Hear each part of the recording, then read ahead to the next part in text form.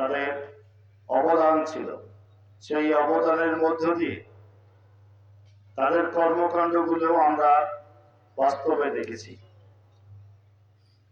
এদেশ একটা সম্পদশালী দেশ ছিল। আমার পূর্বের আলোচনায়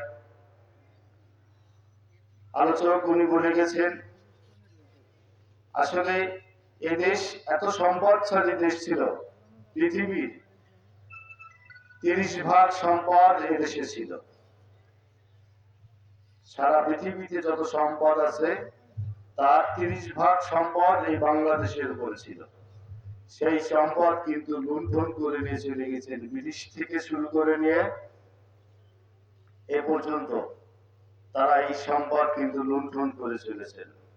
এখন চলছেন এদেশের মানুষ, এদেশের সম্পদকে লুণ্ঠন করে নিয়ে যে বিদেশে জমাচ্ছে।